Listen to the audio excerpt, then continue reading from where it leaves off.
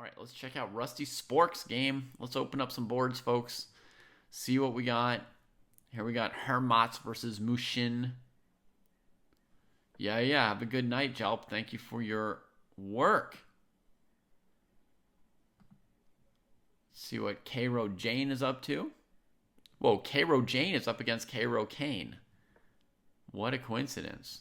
Defends the central pawn while developing the bishop. Logical.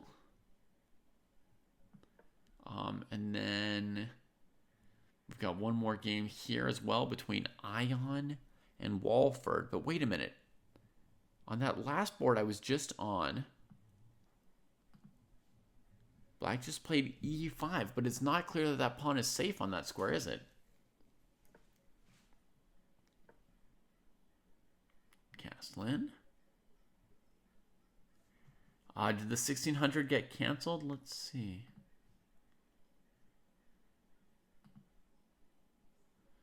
Yeah, it looks like 1600 plus got canceled today. Not enough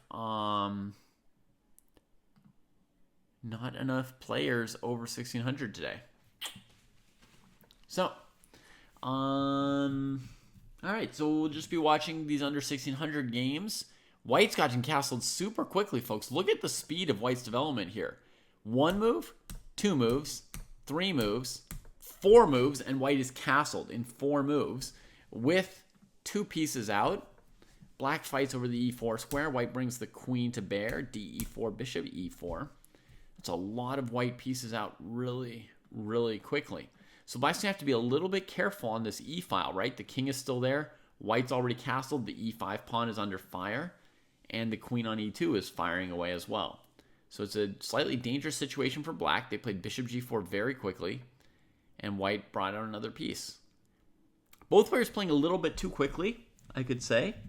You know, you can see these moves coming in just a couple seconds.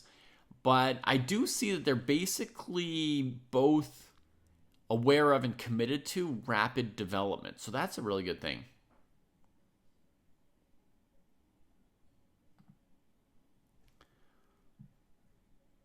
What do they have to do? What do they have to do better, Dabo?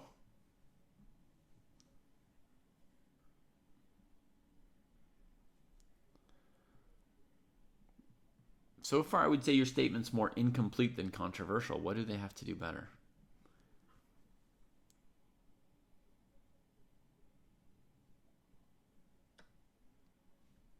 Whoa, queen trade. Hang on, I looked at chat for a second and the queens got traded. How did that happen? Bishop b4, queen d3. Okay, so White sought the queen trade here.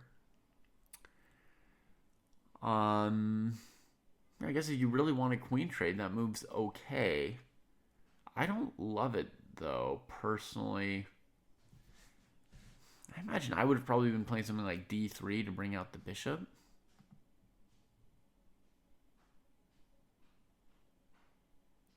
Teach better. Okay, so Black accepts, makes a bunch of trades, and right here, important decision, Black trades the bishop for the knight, but hurts White's pawn structure.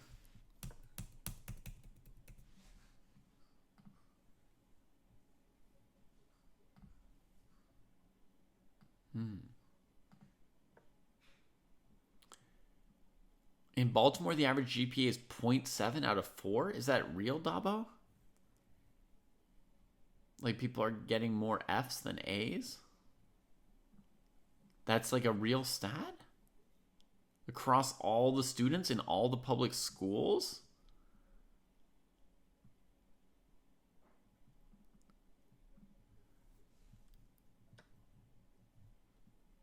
Huh. That's wild. These two are continuing to play so quickly, it's hard for us to even keep up with their games, huh? Just going too fast. This knight trade fixes things for White. Straightens White's structure right out.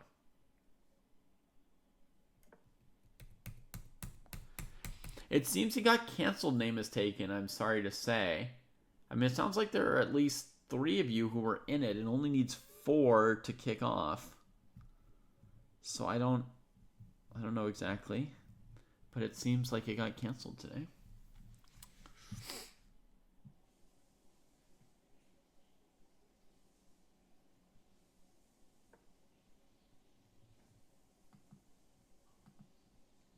Bishop e2. That's actually good because the bishop was in the way of this pawn, which was in the way of this bishop, right? Look at this construction here. That's a self-obstruction construction. So white fixes it with bishop e2. And now an excellent follow-up would be d3. But maybe white's thinking about c3, which could potentially trap this piece. That's worth a thought as well. This might be the first time anyone has thought in this game. So props to Cairo Jane for being the first. Somebody's got to do it, right?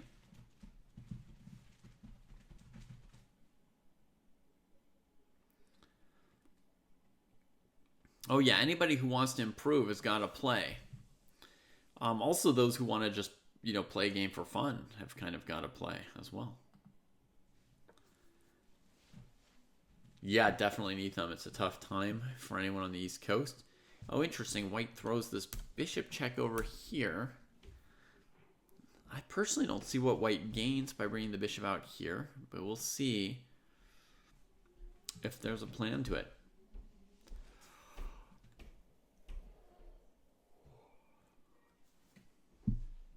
Exactly, no best for the jury. White could think about trying to chase this bishop down because it can't retreat this way after knight c5, right? That was black's last move before the check. The knight came here, attacking white's pawn, but for those of us who are very sensitive to how bishops work, as soon as we see this knight c5 move, we think, uh-oh, like, the bishop doesn't have retreats now, right? He's sort of blocked in on white's side of the board, and you start wondering if white could surround that piece with pawns and create a problem for black. So white played check here, and then d3. So that's the solid move that develops and maintains the pawn structure. But for future reference, check this out, folks. c3, attacking the bishop. It only has one square it can go to, right? And then b4. And then there's... the bishop can actually escape now, but at the cost of the knight. So that knight c5 move actually was very risky. It could have lost black a piece by tying up these two pieces. Okay, I'll go do that. Check here. Here gets played. h5. The game goes on. I'm going to go give a bedtime hug or kiss or something to a baby, and I will be right back.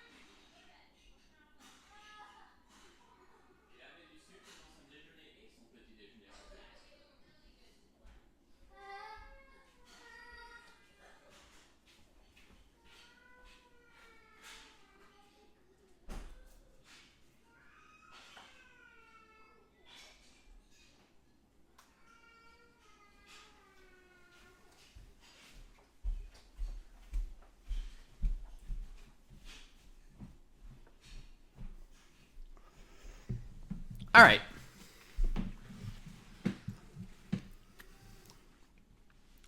I was very sweet to the baby, but yeah, she's more upset now than she was before I went up. Looks like these players have started taking their time a little bit more, huh? Let's see what happened. Bishop here. Rook here. Bishop f5. Oh, stopping rook g6 here, and then the bishop drops back. Rook f6. Notice that white still has a3, b4. As long as this knight's on c5, there's always this opportunity to win this piece. So we'll see what kind of an errand black's on with this rook. I think black is basically looking for something in white's position to attack. Yeah? That's what it seems like to me. Like black's looking for some kind of a target or a weakness to attack.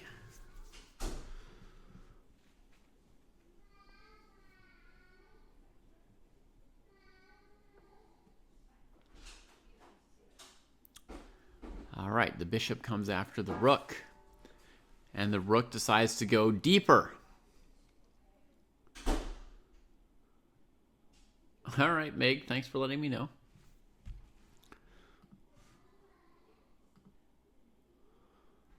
So you're saying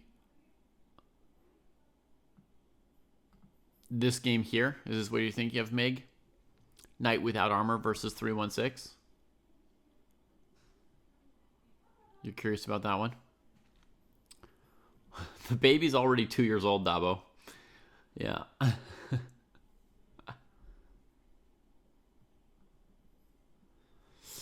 Let's just talk about the fate of this rook on the board we were just watching for a second, and we'll turn to that other one. Oh, it looks like Cairo found it. King here attacking the rook, and now the rook is surrounded by white's bishops, and it's going to get itself trapped, right? So it would have been better for the rook to run away before. But actually, you know what's weird, folks? The rook might already be trapped here. Look at this craziness. Rook here. Bishop here. I don't know if I'm even seeing these squares right. It's so surprising. But is this rook pretty much trapped? I guess it could get away here. Right? And of course, it's not really getting away because white has c3 or a3 winning stuff here.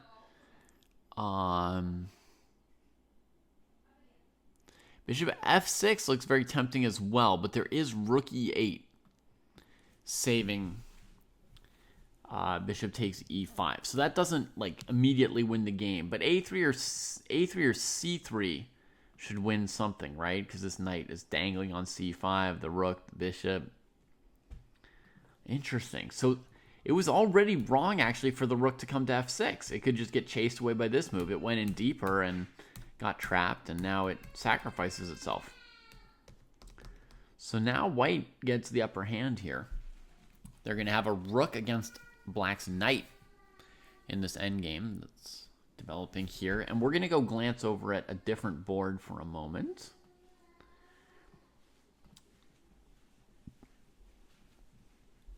All right, so this looks like a very unusual opening. Let's see how it started. So white plays this sort of modern move order of the London with like e3 before playing knight f3. There's some kind of variation where it's an advantage not to have the knight on f3. I don't know which one or why. But this fancy move order, black responds the most aggressively possible, attacking white's center. And now I would have expected white in London style to play e3 defending the pawn, right? But look what white played. e4. Just exploding the whole center, you know? And that just turns the game loco. Black took this pawn. White pushes ahead, gaining some space. Knight f6 attacking the pawn. Knight c3 defending it. Knight bd7. Queen e2. Probably looking to castle queenside soon. Knight b6. Attacking this pawn a bunch. And here white's thinking. Santos said, you see the link below me here? chess.com/club/chessdojo. That's the link to this Chess Dojo club here. And from there, if you click on like current events, you can see the tournament.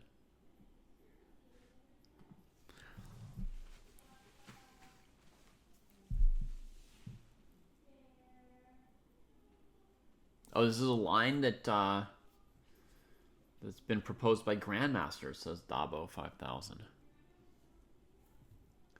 So what did white do here? Castle's queenside. Great. I love it. Defending this pawn and placing the rook opposite the queen, which is going to sort of favor white tactically, right? Various things that could happen in this position will leave the white rook potentially attacking the black queen. So black has to kind of be careful and look out for that. And with this bishop here, the queen doesn't really have another square to go to either at this point. Oh, Dabo, you think this might already be winning for white, huh? So quickly? I mean, it looks promising for white.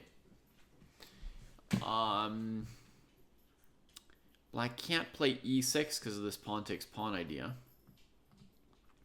So g6, bishop g7 would be the logical development for black, right?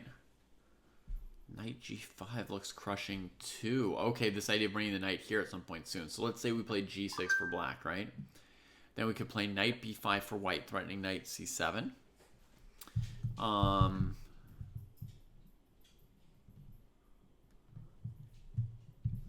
And then something like knight d5, defending the square. Pawn c4, trying to win the knight. a6. Oh, maybe we don't even need c4. Knight check.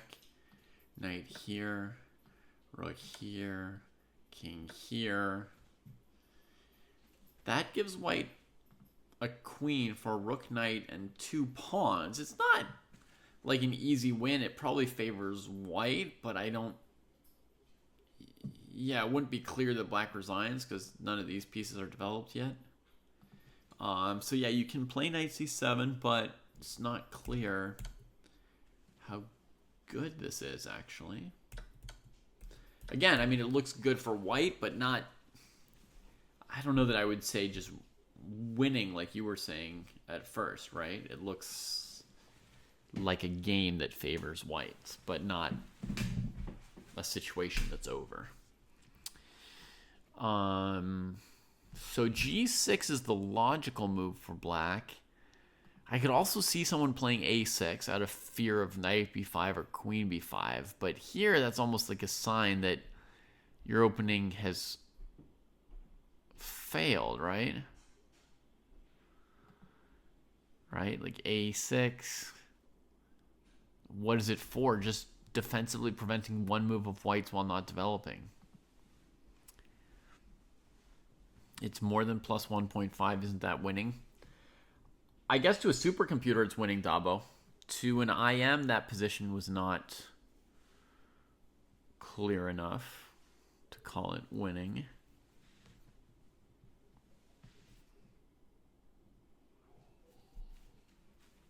I guess it partly depends who you're talking to and what kind of definition of winning, what kind of level we're talking about.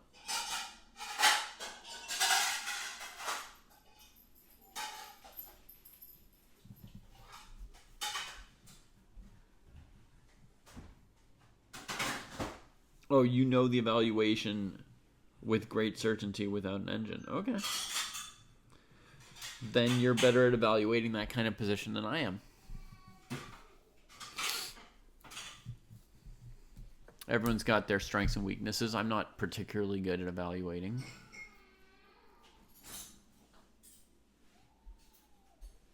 Yes, Damon. That's what I was saying about a6 is it might not only be trying to stop knight b5, but also queen b5. So I agree with you that queen b5 is a reasonable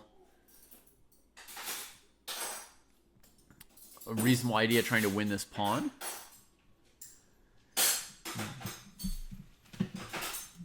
But actually this knight is not so well placed. So queen b5, knight back to d7, defending the pawn. I'm not totally certain that that is amazing for white. I know black retreats and you seem to have advanced, but it's not clear how good the queen is on b5, you know? And we don't win the pawn, so...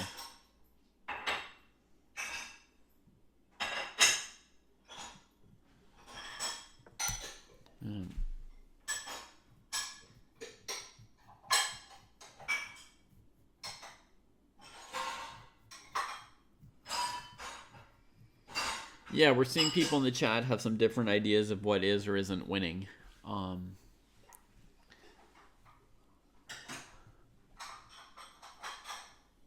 Often in analysis, when I'm looking for whether or not something's winning, I am kind of looking like, is it in theory winning? If I could play better than I can actually play, like if I played all the right moves, could it be winning?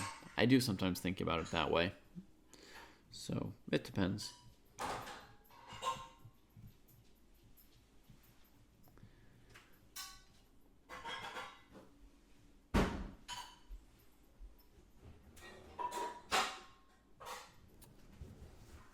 Can anyone help Santo Sud to get to the tournament? I can't post anything more helpful in...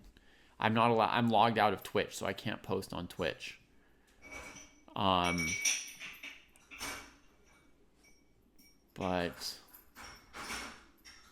No, maybe there's just no helping them. I don't know. It's got the URL right below here. You know, chess.com/club/chessdojo. You go to that club, and then if you scroll, you'll see upcoming events or current events. Upcoming events are tomorrow's rapid tournaments. Current events are today's event that's happening right now. Are you a member of this club? Maybe you need to join the club to be able to see the tournaments in the club. Like, I don't know, like when you're on the club page, do you see these tournaments here?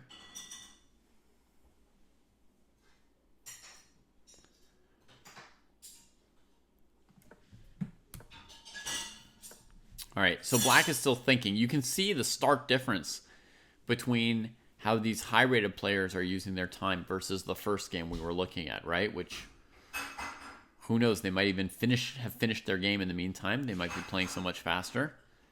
Yeah, you can see these players deep in the end game while the other game is early in the opening, honestly. So let's see what happened with this game. White's up a rook, but it looks like their king's almost checkmated. Let's see how this happened here. So last we saw that rook go on an adventure, get surrounded. Bishop f6 was a nice move. Rook takes knight was a great move by Cairo. Yes. And they sack the rook for a knight, then get a rook for free. That's winning a full knight.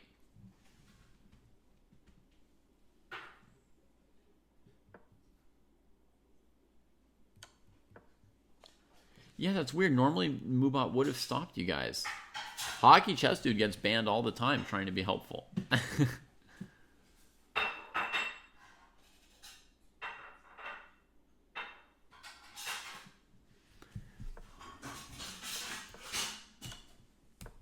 King h4. All right, the king finds some room and can start collecting these pawns, maybe. Black looks one last chance at a queen with his advanced pass pawn. 2 steps away.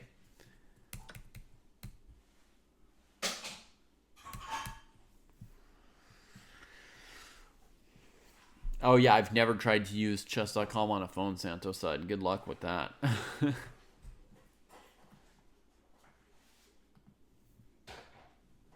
All right, here comes the pawn. Threatens to take the rook and become a queen. Can white handle it?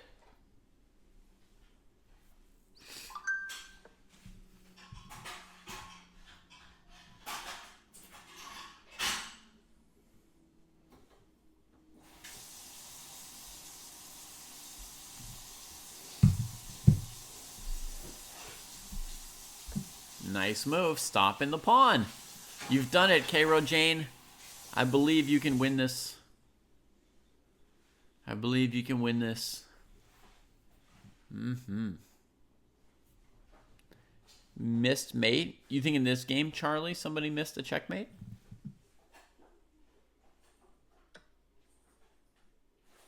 This is nice. Blocking the pawn. The king eats another pawn, comes back. White will be able to surround this pawn and capture it. Maybe.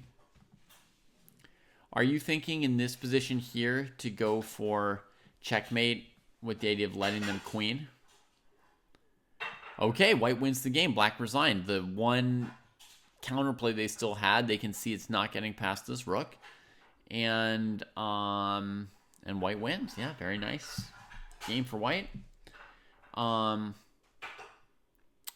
So yeah, this idea of rook takes g4, Hockey Chess Dude, is actually super fancy and a little bit risky. Your idea is if they queen that you're going to get this back rank checkmate. You get a brilliant victory, right? But this is why it's important to be very careful when you're in a winning position, right? If you take the pawn and they make space for their king with b6, now you're not able to give checkmate, right? The king can escape. You also can't stop this pawn anymore because there's a pawn on f7, so you can't get back behind it. So actually, rook takes g4 was exactly the blunder I had in mind when I was saying that white needed to be very careful around this last f-pawn. And so it's much more practical in a game to make sure you stop that one pawn from queening.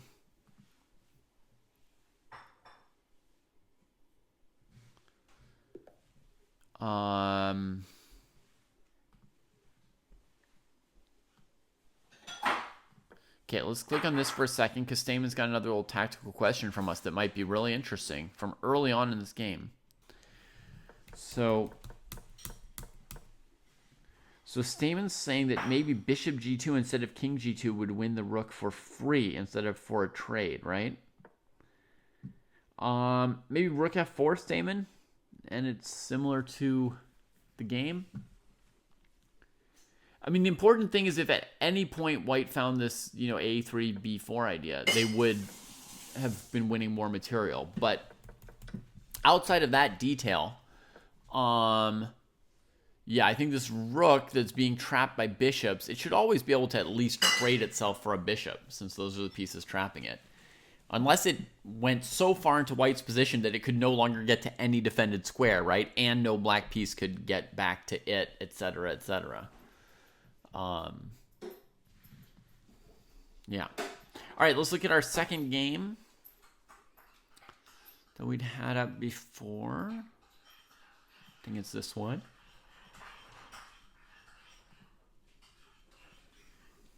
Maybe chess.com's having a bug and not showing me the moves. All right, now it's just spinning and spinning like it's trying to load.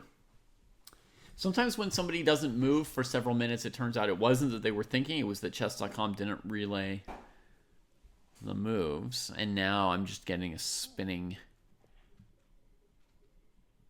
loading sign in an empty window.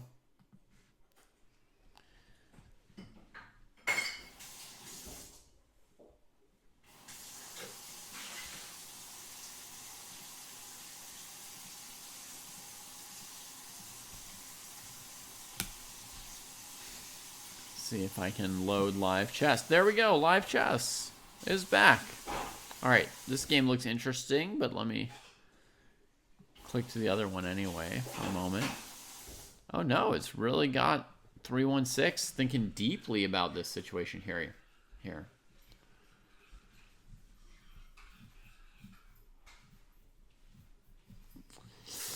I can't understand that question, Ash. Sorry.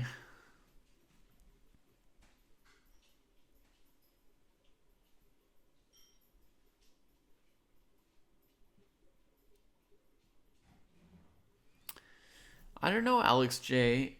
Gustafsson. I don't know too much else about the improvers group just yet, but I think it makes sense that if I get some time and bandwidth, I should look into the group and see if I can do any scouting, learning, or understanding of what they're up to. It'd certainly be interesting for me to see what's going on there and potentially helpful. For winning coach champs. The more work and the more effort you put into stuff, the more likely you are to come out on top. It's a kind of anarchy in there. Hockey Chess Dude's in there too and says it's bonkers.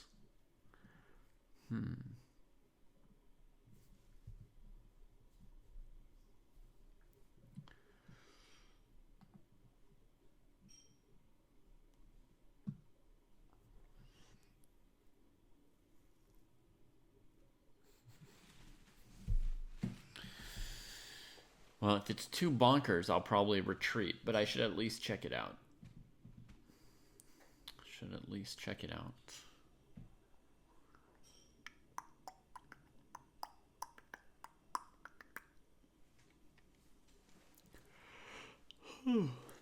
But January, February, March, I was just working on that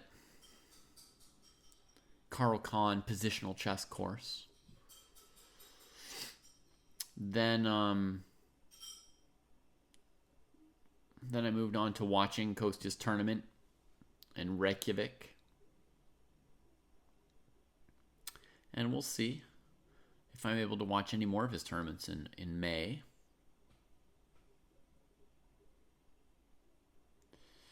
But my life is chaotic too, you know. There's a lot going on. I don't have any tournament planned for myself, no.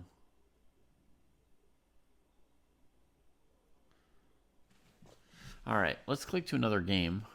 I can't help but think that 316 is really just...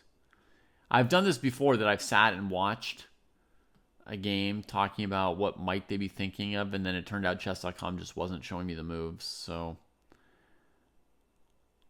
I'm not pumped to sit through that again. So let's check out Rusty Spork and Fully Rooked for a little bit. So what's the move order here? We've got black starting off with kind of a modern kind of opening, and then they strike back in the center with e5, going Philidor style. White develops. They've spent one non-developing tempo on gaining more space. That's not a huge commitment as white, right? One non-developing tempo, not a big deal, but you don't want to play hundreds, so, you know, white brings out the knight, trades, and chooses to recapture with a new piece instead of the knight. I've played this line myself as white before because black doesn't have knight c6, so your queen's not going to get popped. Your knight was already on a good square, so this looks pretty fine to me for white as a move to put the queen in the middle. c6, bishop e3, d5. And black's idea in this line is to play bishop c5 and trade this piece, and also by playing d5 to kind of break up white's center and make the f4 move more or less useless. Yeah.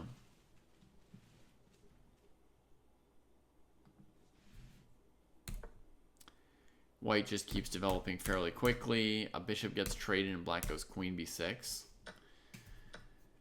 So basically black's starting to get a little bit behind in development here, right? Because this bishop's blocked in and the king hasn't castled yet like white has.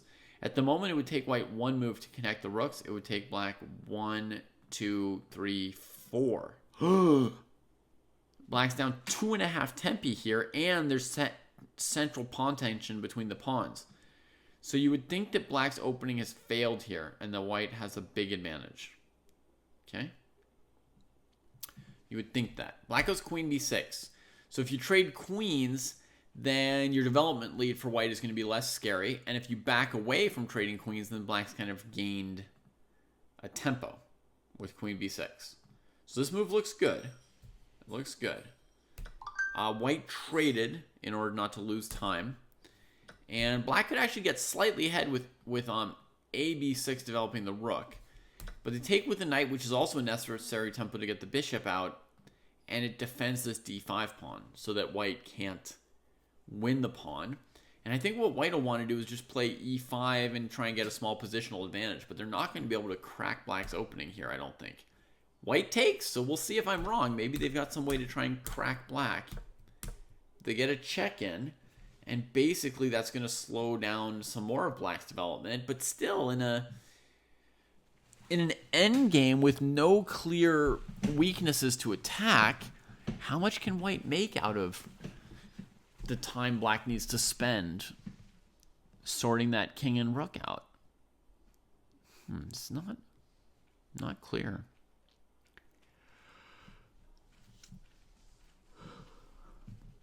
It's better than not doing it, Mickelwold, but it's maybe 2% as good as doing it with a human.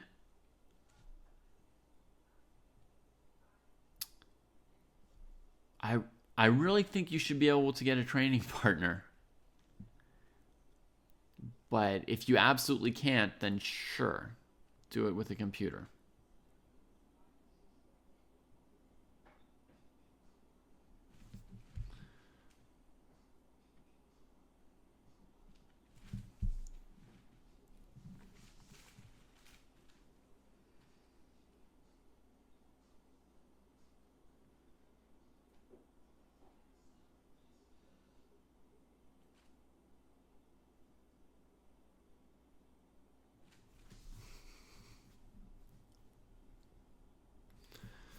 I think they have some prizes in that event, Dabo, yeah.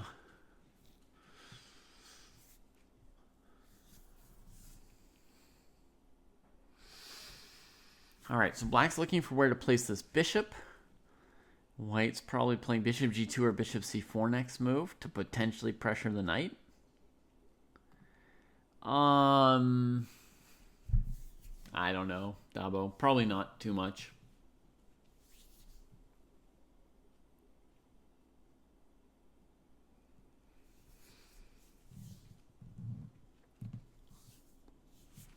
Also, you can't, as far as I understand, you can't enter it. You can be in the group, which gives you a chance of getting picked, but it's more like entering a lottery to be in the event than like being able to sort of register or apply for the event. Yeah, I hear you, Gilliard. It's not obvious how white can make an advantage with the similar pawn structures, right? But they do have a lead in time, so they're going to want to try, right? They're going to want to try to find an advantage. And basically white has this idea of going bishop c4, and when the bishop's on e6, white can play knight g5. And so black won't be able to hold their pawn structure together against those moves. And if you play bishop c4 and the knight retreats because black can't defend it, right? They retreat, and then your bishop drops back to b3. Now you have ideas of knight e5 or knight g5 attacking f7, and you start to make some inroads in black's position. You start to focus in on a point and maybe create a weakness, and maybe you can get an advantage for white. Black basically needs a certain amount of time to sort out the king and rook, right? To play something like g6, king g7, bishop f5, rook e8. That's several moves, right? And that's the amount of time that white has to find some kind of target or some threats or something to make the game less looking like a draw, you know?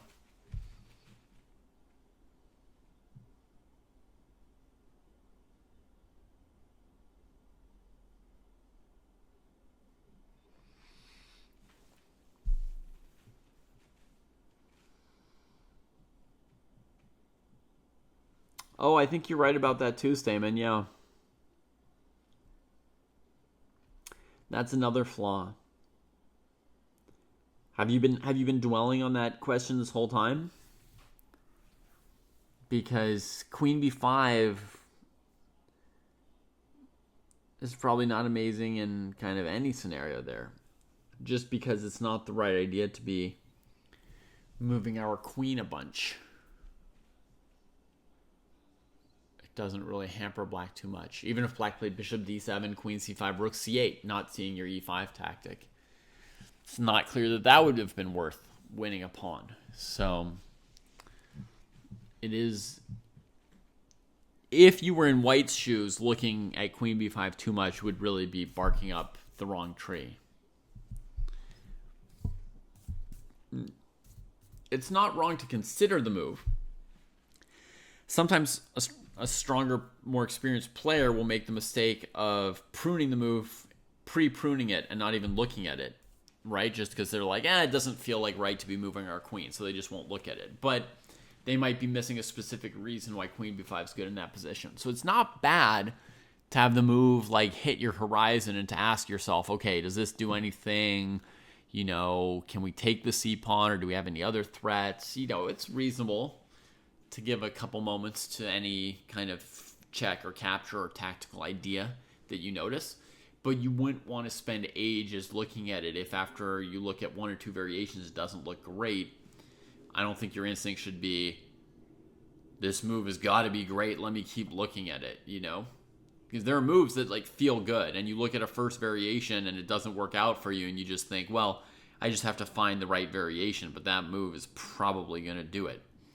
Queen b5, I would say you'd want to be on the other side of it, right? Like, let me glance at it because it might do something, but if my calculations don't show me a good position quite quickly, I'm not going to spend a lot of effort and time on this move that doesn't feel likely to be the best move.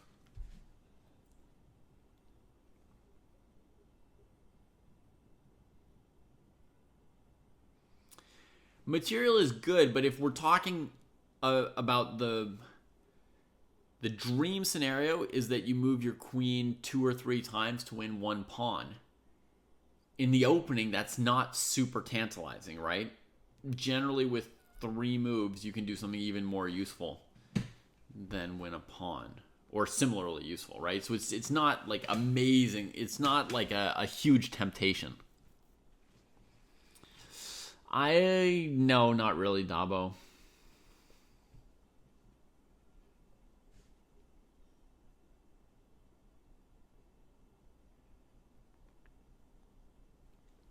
Oh, Far Eastern, you're playing an OTB tournament today, and then meeting your street chess buddies afterwards to hang out too. That's cool.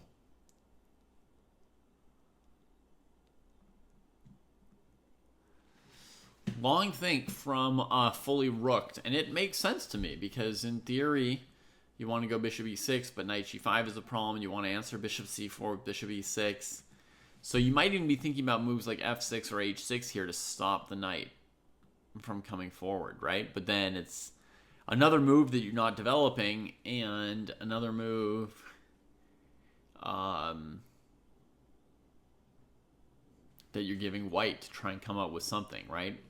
Plus, any pawn move, even if it covers something that you want, it's going to weaken something else. And if they can take advantage of that, it'll be a problem. And honestly, here, there's no knight g5. There's still knight d4, though.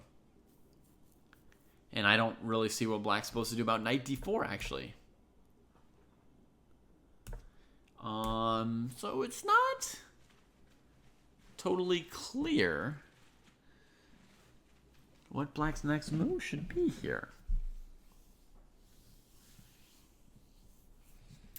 Maybe bishop g4 so that you attack the knight, and if it goes to g5, it'll kind of be wandering out there, and if it doesn't go to g5, then your bishop can go to e6 in the future.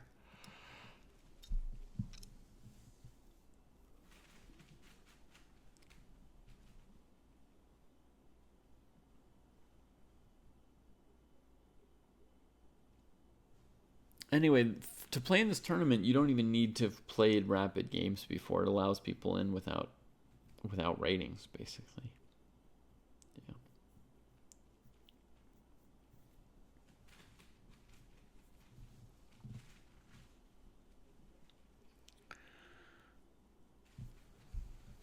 What would I do for black?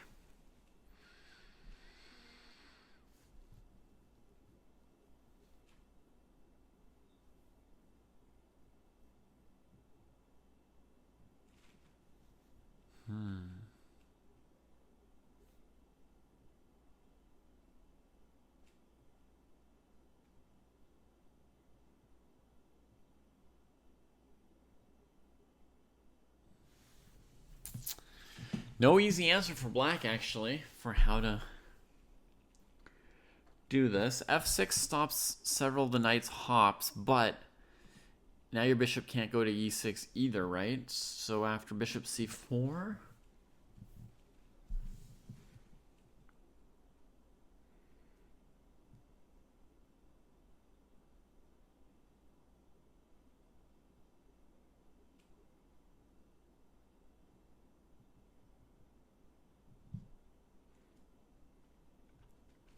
we can see if the knight retreats,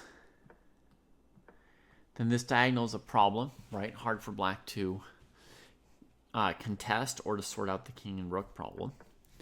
And we can't go bishop e6 because the rook will take it. And by now, if we do something like this as black, white can trade and switch to this, knight versus rook. Knight versus bishop, but with the knight on a nice dark square outpost, isolated pawn, you know, some problems for black. So Yeah, so black thinking deeply here. And my instinct is bishop g4. Using the tempo on the knight. Here's the variation I'm thinking of. Here, here, bishop back here, anchoring, right? Bishop here. And now my idea for white is maybe to go rook f1, f5 or something. And black can't ever play f6, I don't think, because if knight takes c6. So this move might be normal.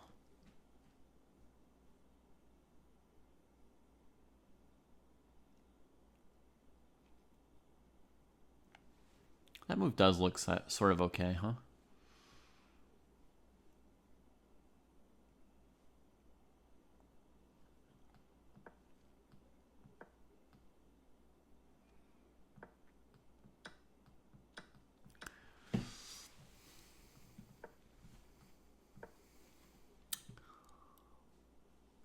Usually you can't sack a pawn in the endgame like this.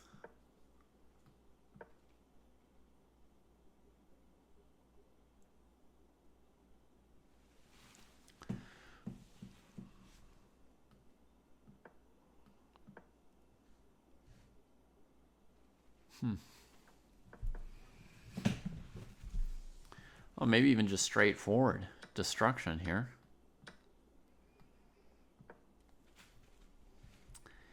And then if rook h6, then I'll go rook e7 and take this pawn. And on other moves, I will take and then put a rook on g5 or g7 and keep attacking these pawns with better rooks. So white's better here. I'm not going to guarantee if it's winning or not. I'm just going to say it's definitely good. My instinct is actually that it's winning, which is a little crazy this early in a rook ending, but that's a guess. I'd say 60% chance it's winning. 35 to 40% chance it's a draw. It looks really bad for black, actually. Interesting. That's a crazy idea. That's a crazy idea. G4, F5 as a pawn sack here in this endgame.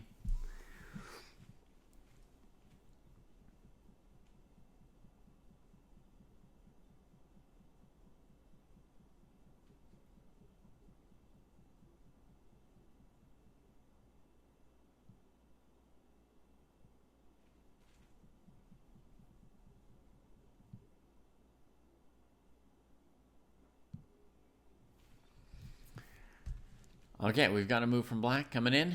Bishop to g4. Deep think from fully rooked, and that is my move.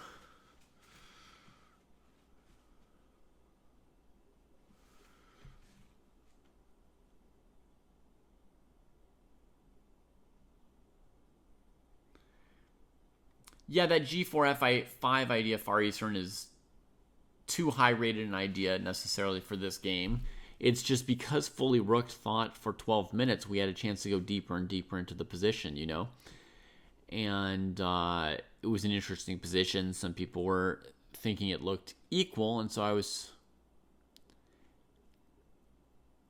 looking to educate those people on the point that actually it's not so easy for black to play. I wanted people to understand why is fully rooked thinking so long. What's worrying black, right? So here the idea is that if white goes knight e5, bishop e6, there won't be knight g5. But this is relevant because this is the idea we're just looking at. Bishop g2, g6, g4, and f5. Yeah.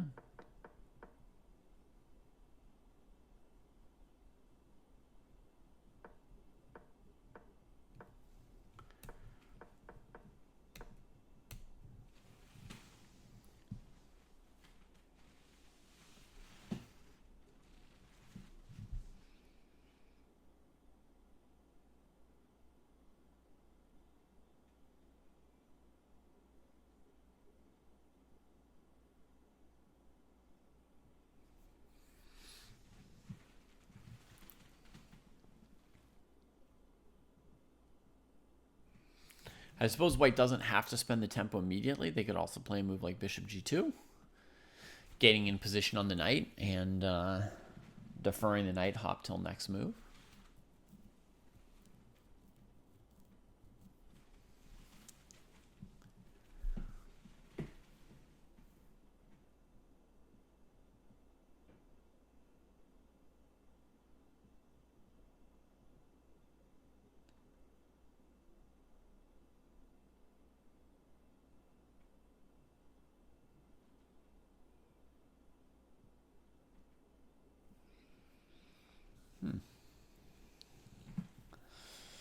So knight e5, bishop g2, knight g5, knight d4. Yeah, often I wait on these kind of threatening moves where my opponent can just reposition. They see it coming. It doesn't really achieve anything. But I feel like here it might be right. So make a big difference compared to bishop g2. Probably not. Bishop g2, f6. You could probably play knight d4 with a decent position for white. That's sort of the one extra option we give black, I guess, if we play bishop g... Oh, and it has happened. Bishop g2 played first. Bishop g2 right there.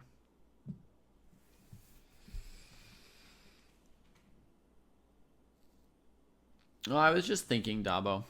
I was just thinking. I am tired, but I'm not falling asleep tired. I was just thinking.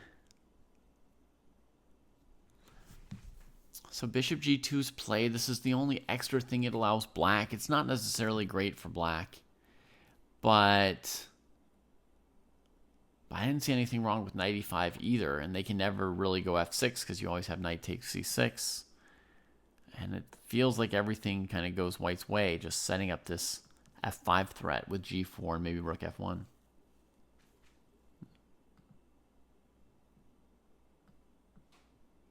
So bishop g2, we get rook d8, preparing extra defense of the knight against different knight moves from white. That makes total sense. And now, yeah, I would again expect knight e5 from white here. Still be the move I expect.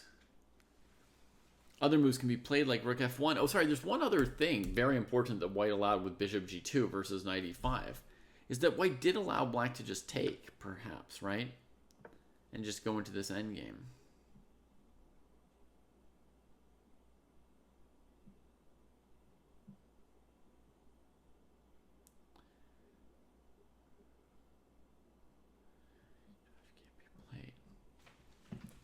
Yeah, that's an interesting idea as well. Let's have a quick look at this idea. So that would be like bishop g4, knight e5, bishop e6, bishop g2, g6, h4. I thought about this move as well. Dabo's reason, folks, is that black can't stop this pawn in its tracks with h5 because of knight takes g6. And white wins a pawn. Plus a great position. So he wants to go h4, king g7, h5, right? That's the idea. I noticed this idea and thought it might be playable. But I wasn't sure to what extent, like how big an achievement it was, basically. After rook here, for example. I wasn't sure what white gets out of pushing or trading. It looks like a nice position for white, for sure, to have this pawn this far up. Black never wants to take. They can't really push past. It's hard to play at h6 or f6. So it definitely looks promising for white. I just wasn't sure that I saw the next follow-up to this. And then when I looked instead at this g4, f5 idea, I didn't think this would work either. But as soon as I started looking at it, I started finding an advantage for white. Then I realized, oh, I could also just trade everything. So once I started seeing that, I didn't feel really pushed to try to make your h4, h5 idea work because I thought the g4 idea looked pretty good. And I gotta say, from black's perspective, it's really plausible to just trade here. It reduces white's dynamism and what they can do to try and take advantage of the king position, right? Or to try and get an advantage.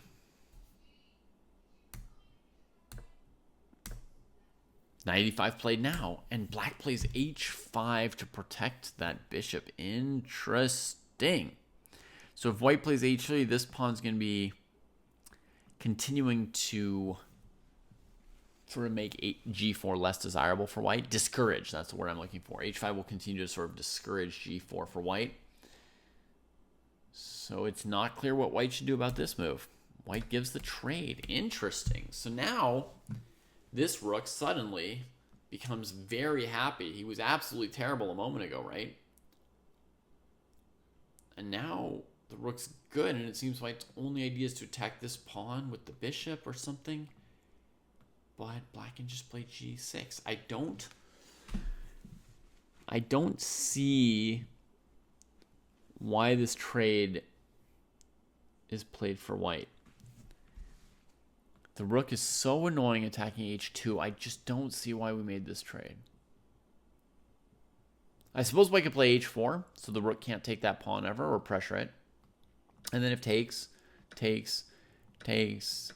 we're just playing bishop versus knight in the endgame.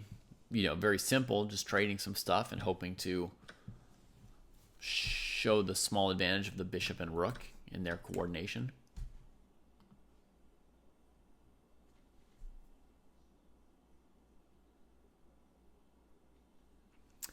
Yeah, Gilliard, I mean, without any reference to engines, I can tell you looking at this position with my human eyes, I find it natural that it's very hard to play with black, or it was until white traded on g4 and developed my rook for me.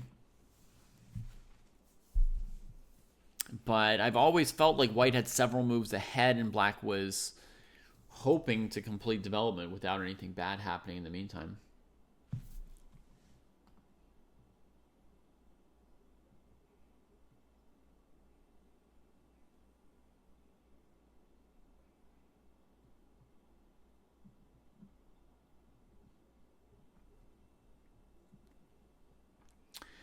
Yaki Chess, dude, I haven't heard anything from Eyelash in a while.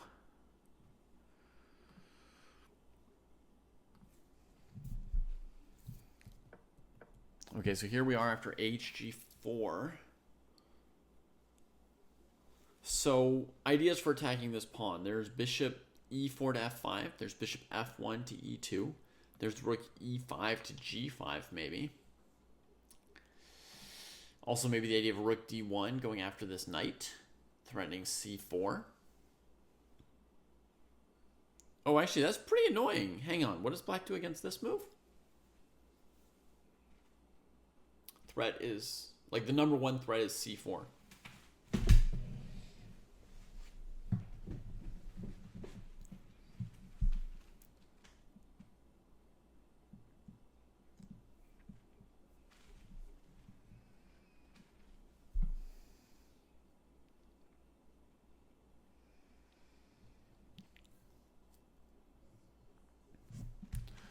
We can't really do this because white can take. And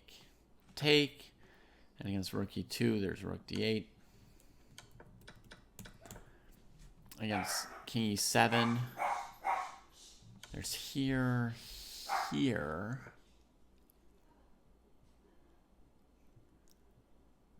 Maybe this is okay for black? Like this?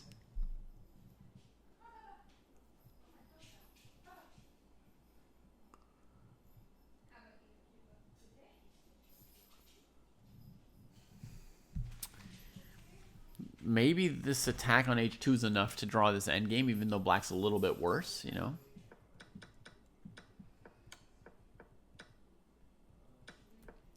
I was thinking maybe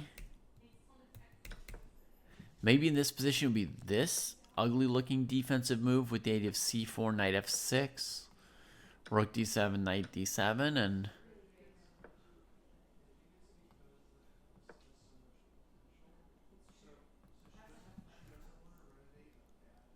then what can be done about this?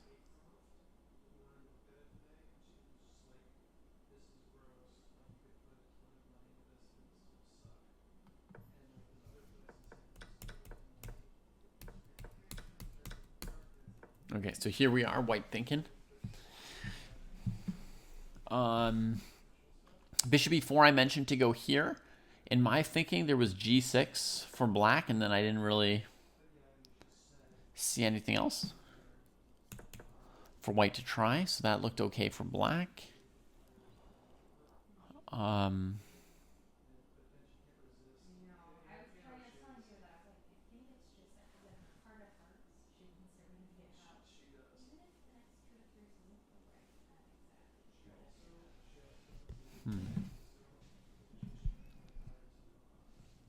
Yeah, I'm sure you can close the chess.com account somehow.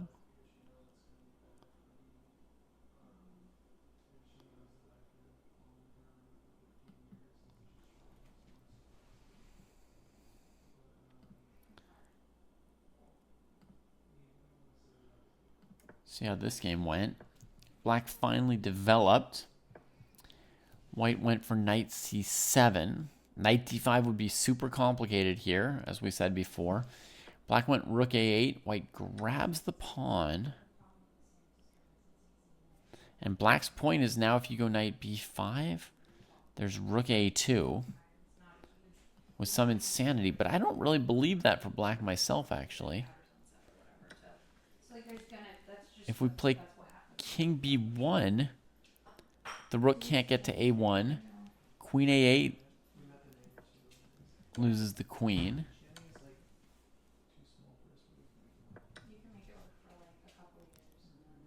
So white could just come back, I think. But white played like a crazy move here, right? Knight c6.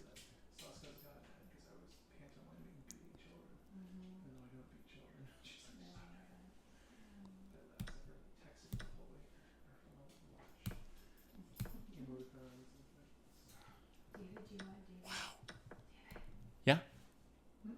Hi. You can join me if you want to.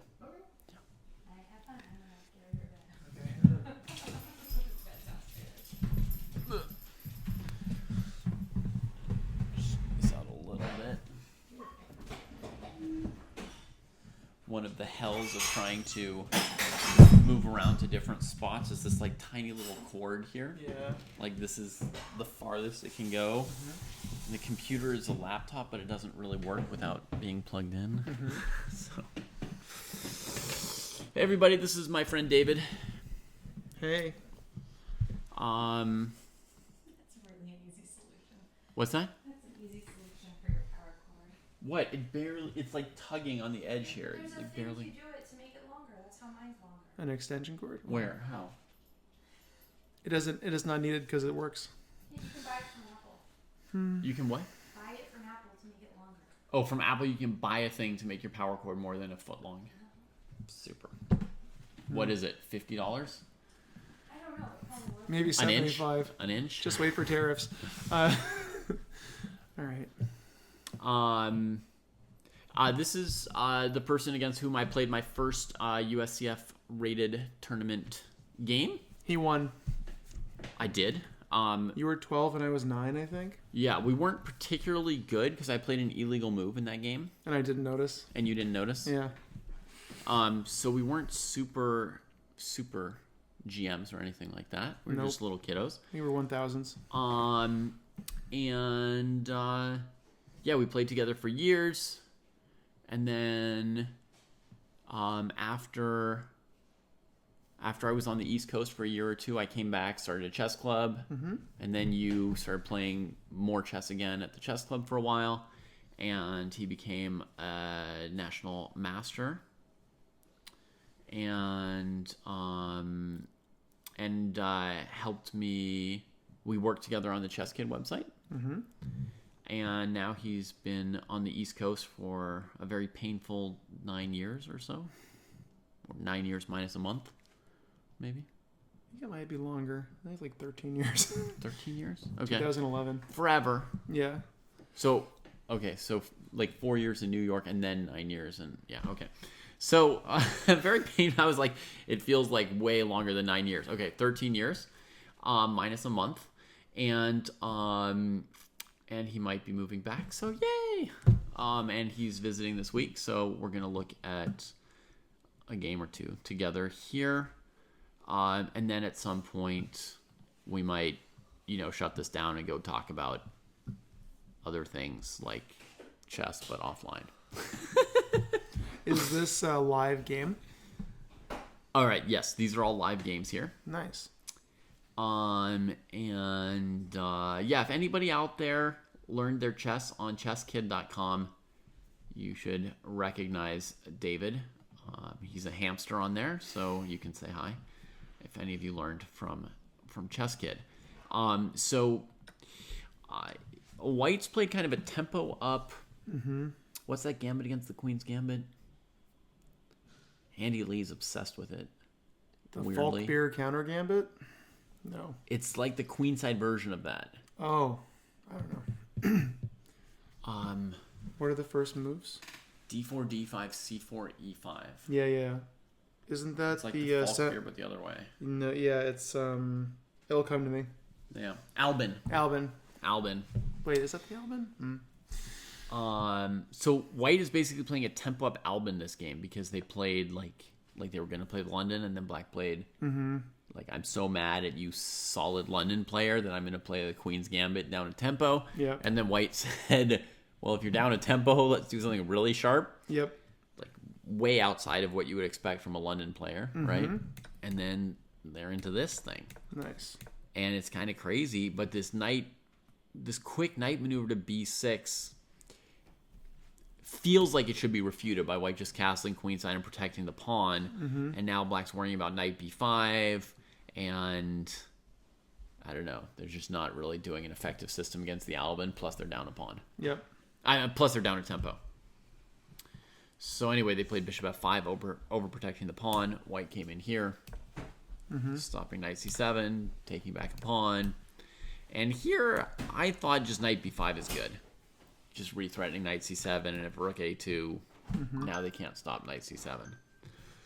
But I didn't analyze it super deep. Would you want to throw in knight C7 check first before king B1, or is it not worth it? What's that? After rook takes A2, would you want to play knight C7 check first just to make him move his king? Maybe, yes. Yeah. I mean, if we've calculated that there's no queen C7, yes. Right. But this is fine. it seems too. like we don't lose much by You- king you B1 can still because they're play not it going to after. let us play king takes rook. Yeah, and you're going to play knight C7 anyways. Okay. Yeah.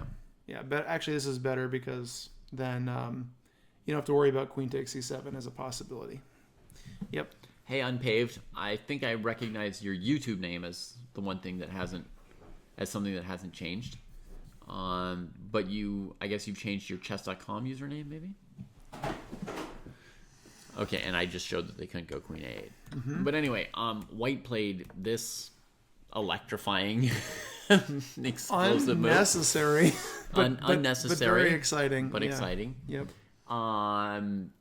That's fun. Now, I mean, Black doesn't necessarily have to take it. It's just attacking the queen. You know, if Black plays queen C8 or something, I'm not sure how amazing the knight is here, but it might be similar to the game if White then, Quickly, you know, queen plops B5. the queen here anyway. Maybe it wouldn't have been that different. So Black took it. White took, hitting the queen. Her only square really is C8. I mean, one could calculate knight D5 because it is classical chess, but they had used like 30 out of 45 minutes in the first 10 moves, so I guess they're starting to feel some time pressure. So queen moves, queen B5. Wow. And it's not that easy for Black, despite how weird the PSAC was. Yeah, it feels like so. Okay. Oh, they played a move. Knight BD5. I was gonna. Yeah. I'm just wondering, like, aside from queen takes B6, if they play C7 check and then you play knight to D7 and block it, are you actually in that much trouble? I mean, It doesn't seem like White particularly wants to play C7. Right. At the moment, the pawn plus the bishop is keeping the Black pieces kind of from moving. Yep. And so White's hoping to land some other something in the meantime. But yeah, I mean, it doesn't seem like Black's terrified of C7. Maybe is there any world where you could play rook D8 and then C7? But then you can play queen D7 to block. But yeah, Right. I was wondering that. Because that would be cool. Rook D8, king D8, C7. Oh yeah.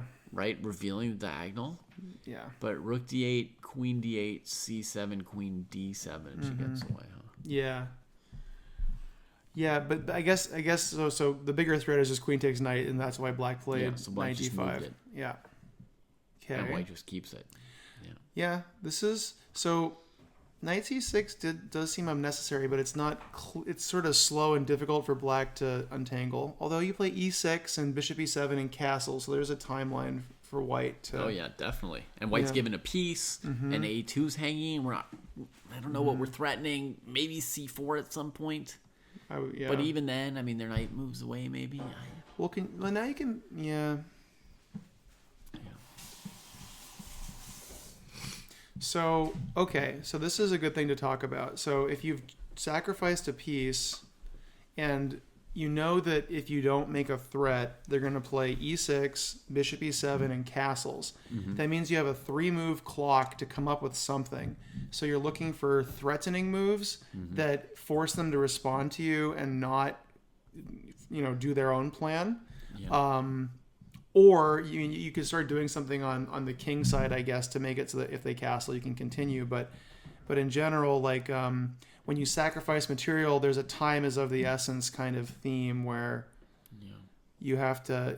It puts pressure on you to make something happen quickly. In this case, you have like sort of maybe some pass pawns on the queen side, and even though you're down a piece, like there is some kind of compensation, even if they get away.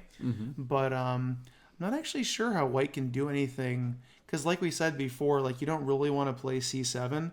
That's the most forcing looking move, but then they just block on d7 and it's not clear what you're doing. So I can't tell if this is good for white or not. It seems scary, but I don't see how they do anything. Yeah. And on David's point, like the threat that you come up with, you need to come up with a threat that's worth about a piece within the next 2 moves. Since black needs 3 moves to tell you that you're done, you've got about 2 moves to make a threat that's on the level of what you've sacked. I have one sort of weird idea for white. Black, by the way, takes on a2, just saying like you're not really threatening much. I'm just gonna, clean up some more.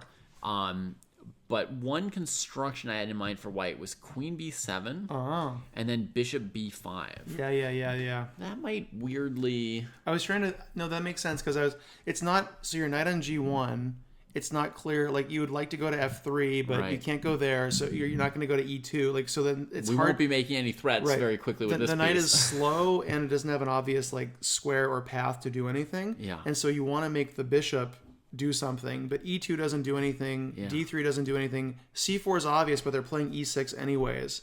So you're right. B5 is actually the best. So okay, I didn't even think of that, but that is. And this and also folks, basically the C4 move. It's not clear after C4.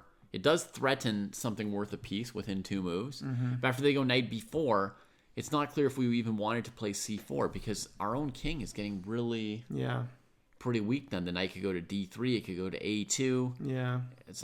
I don't know what we're doing. Yeah, my other thought was to like play A4 and try to like make your pass pawns do something. Right. You could say, hey, we just say like our pawns are worth almost as much as the piece. And that works with your queen B7 idea because the thing is like your queen on B7 isn't threatening anything, but like if you start to move your other pawns up there.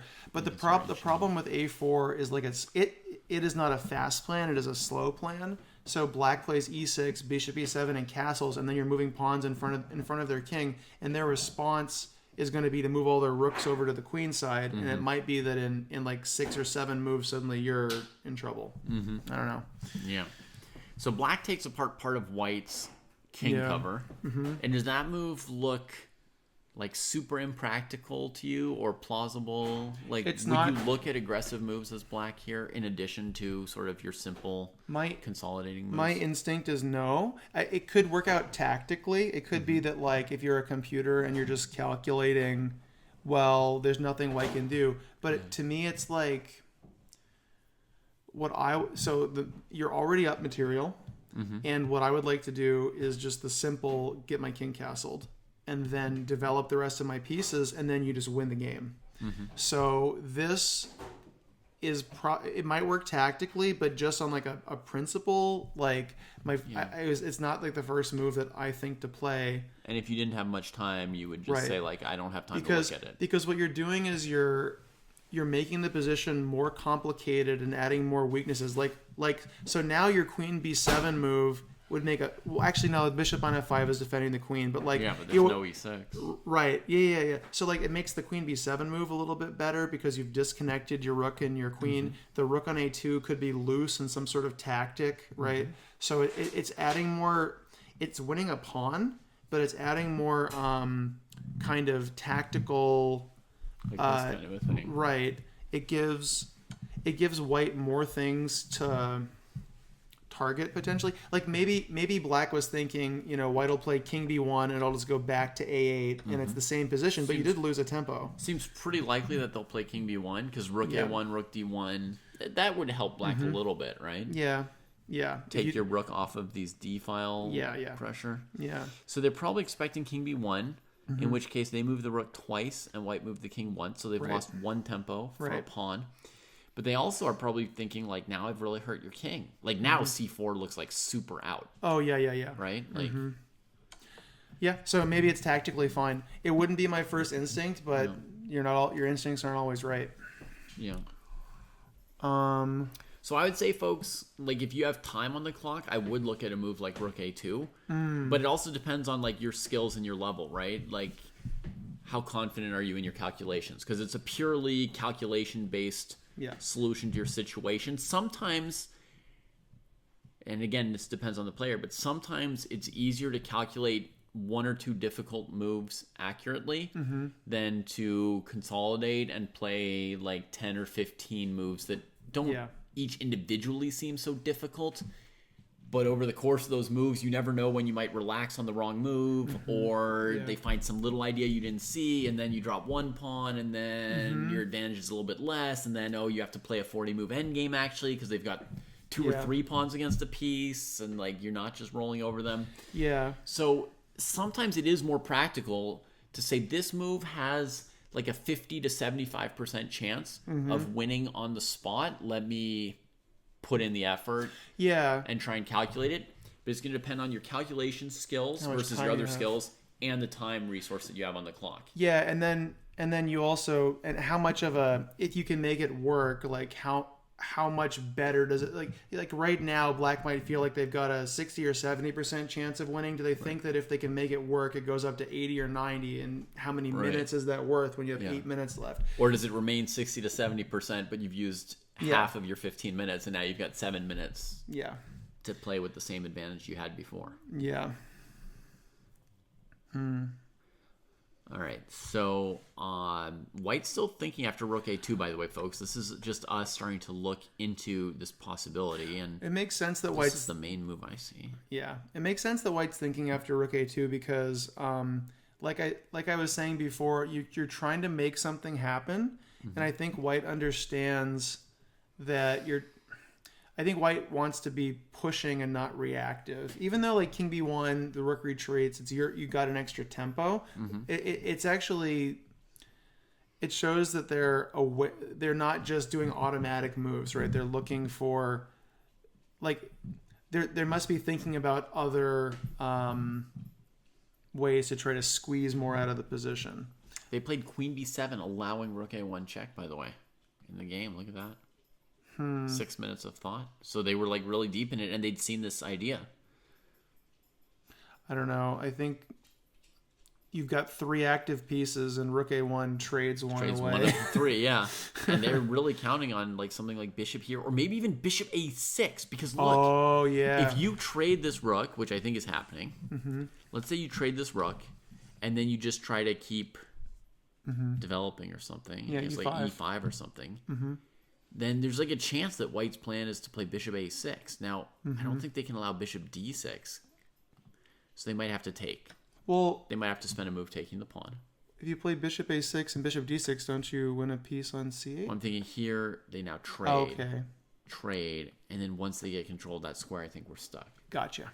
Because basically the idea, though, folks, is going to be like, let's say bishop e5, bishop e7. The idea is going to be to play bishop a6, saying like, hey, we just try to like break the blockade of this one pawn with the crisscrossing bishops. Kind of funny to sack a piece, then even lose the a pawn, trade rooks, and then just try to like crush with one pawn here.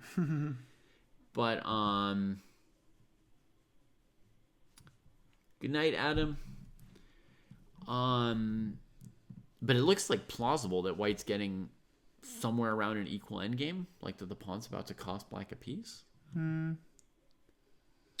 Well, I haven't practiced chess in a while, but what happens if black just castles?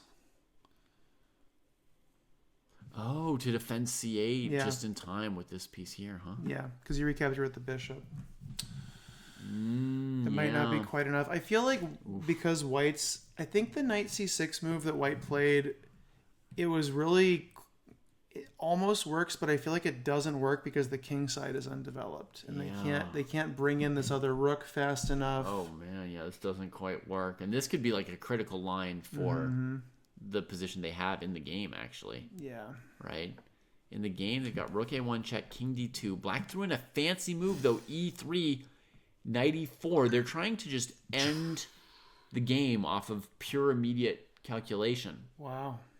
8 minutes.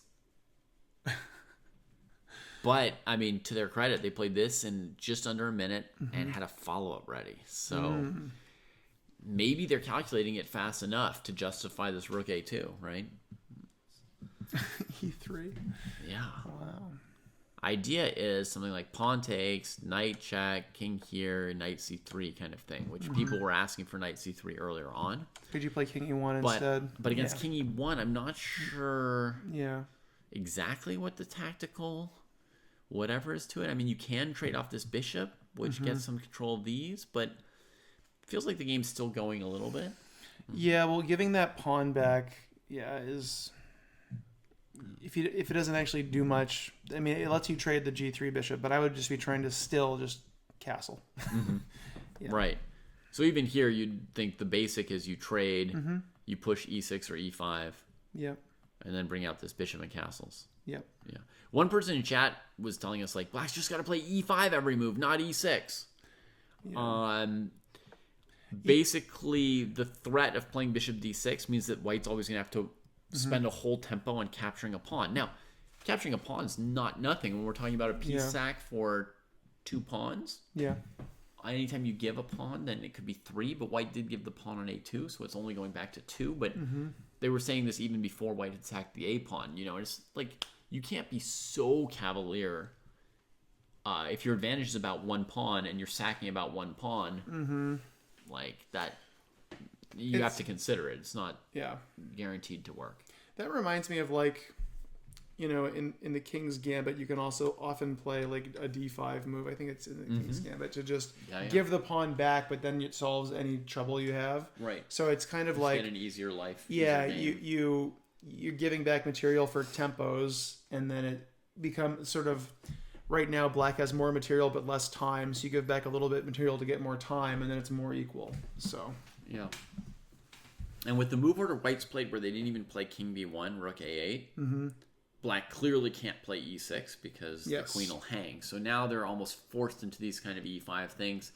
But the advantage is they did get this pawn back already, plus they're getting the rook trade. So now I think we are maybe in the territory where e5 is a bit of a no-brainer. Like, you can definitely afford to give that pawn for a tempo and feel like you're still ahead comfortably.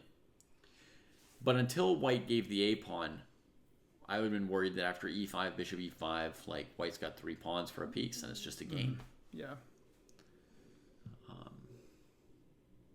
So actually, I kind of like that Black grabbed the a pawn as the game's going. You know, it kind of feels like, hey, now, like, this, it basically said, like, almost every endgame's winning for Black, so now it gives us a lot more latitude for other things we do. Yeah. I don't know. I'm a little bit too greedy, though. Everybody on here probably knows that bias of mine. So. Material is everything. Someone said that. Yeah. I mean, I also like sacking it. You know, I believe in myself when I'm sacking it. I believe in myself when I'm taking it. Yeah. I have a question. So if we go back to, like, I don't know, I don't want to take away from this exciting moment, but we're kind of waiting for a move. If you go back to when White played knight c6, it looks like it's close but not quite working out. So let's say you're in this position and you could have just brought your knight back to b5. Yeah, and you're I would have done that. And you're but you see the possibility of knight c6, and you start to calculate it. You can't calculate all these variations that we've seen. That's just too far ahead for most people, myself included. So how do you make the decision to like try knight c6 versus go knight to b5?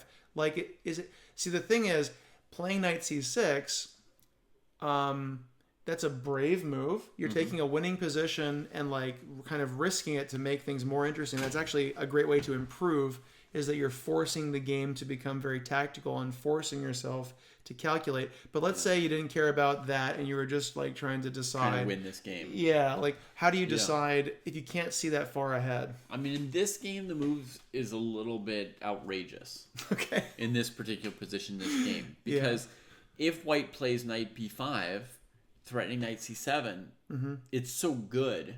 Yeah. That basically you don't really have any incentive to look at Knight C6, right? Because like the position you're comparing to is so good. If the position were basically equal, like let's say if you retreated to B5, Black could play Rook A2 because you weren't even threatening Knight C7 or something. Yeah. And you're like, oh, I'm gonna have to play a whole game. Then the calculus around Knight C6 would be different, right? Then you'd have like an incentive to like, oh, maybe I complicated. But here, you're so good if you go Knight B5. Maybe White just hallucinated and saw a line with like the pawn on C6 and the queen on B5, and there's a C7 discovered check, and you couldn't quite see exactly how you win, but you have a feeling that that's really good. And then you get to that position and you realize that you can't actually play C7. And like, so, cause often when you're in that kind of position, that's like almost like a, you know, it's a winning the queen sometimes. And like, it's, so it might've just been and like it feels like the pawn is so close to queening. It's like, oh, they can't stop me from getting to C7. I've got Rook D8. Like I'm basically queening. Yeah. They can hardly move. Yeah. And it's true that knight on B6, it may have only had one move, which was to D5, which looks precarious. Right? It has nowhere else to go. Nobody can defend it because you're bishop. For a moment, it feels like Black can't do anything. It turns out they have one thing they can do, and then it's just a mess. Whereas before, White's just on top. Yeah. I have a question. Can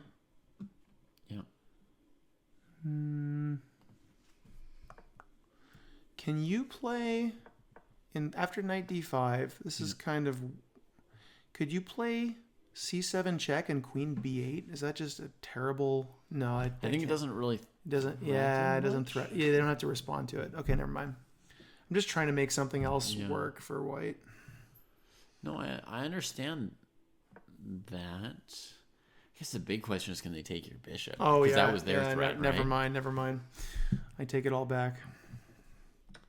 I mean, you could calculate it a little bit, but without the bishop, they can now take on B8.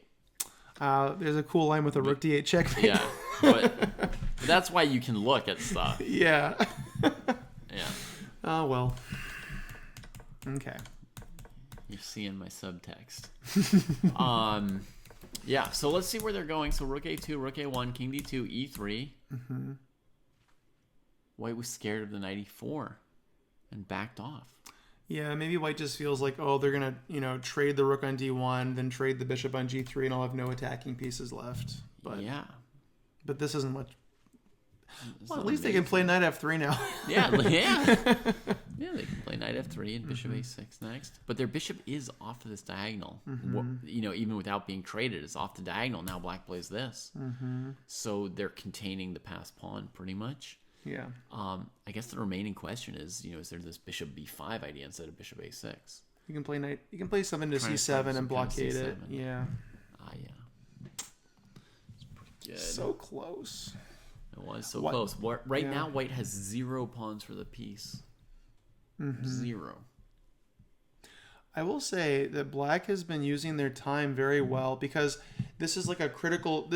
So when you're trying to figure out like when to use time and when not to, they're being like very thoughtful and doing a lot of risky moves with calculation, but they're defending very well. Yeah.